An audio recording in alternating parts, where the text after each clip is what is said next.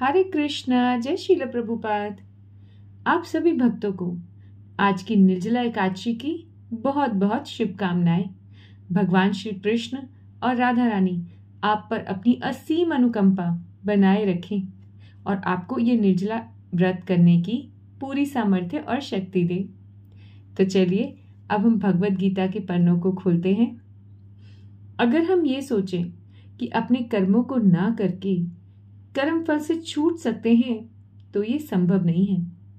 कर्मों के अनुसार ही फलों का भुगतान करना पड़ता है और उसी प्रकार सिर्फ संन्यास ग्रहण करने का मतलब ये नहीं है कि सिद्धि प्राप्त हो चुकी है। भगवान श्री कृष्ण अर्जुन जी को आज यही बता रहे हैं। तो चलिए आज हम जल्दी से चौथा श्लोका करते हैं। चौथा श्लोका, न कर्मणाम् अनारंभात् नैष्कर्म्यं पुरुषश्रुते न च संन्यसनात् एव सिद्धिं समधिगच्छति। अर्थात न तो कर्म से विमुख होकर कोई कर्म फल से छुटकारा पा सकता है और न केवल संन्यास से सिद्धि प्राप्त की जा सकती है।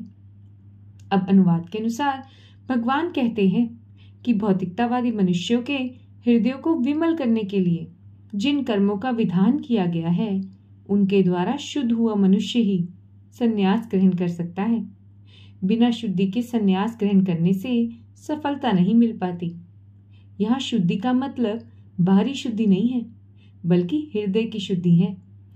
जब तक मनुष्य का हृदय शुद्ध ना हो व्यक्ति कभी भी कृष्ण भावनामृत के पथ पर आगे नहीं बढ़ सकता।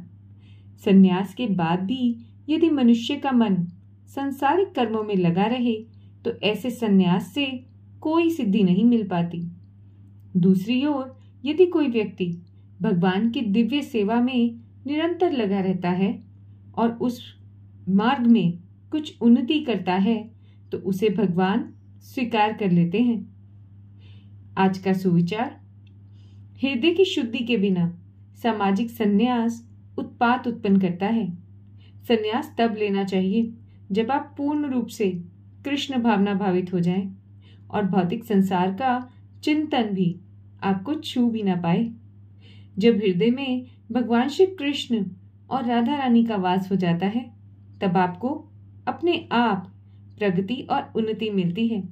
और अगर कोई गृहस्थ धर्म में रहकर अपने कर्मों को भगवान श्री कृष्ण को समर्पित कर देता है तो भगवान उसे स्वीकार कर लेते हैं। इसलिए हरि नाम कीर्तन और हरि नाम जप करते रहिए और बोलते रहिए, हरे कृष्ण कृष्ण कृष्ण हरे हरे, हरे राम राम राम हरे हरे, और खुश रहिए।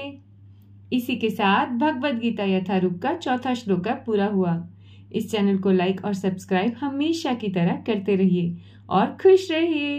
हरे कृष्णा, जय श्रील प्रभुपाद।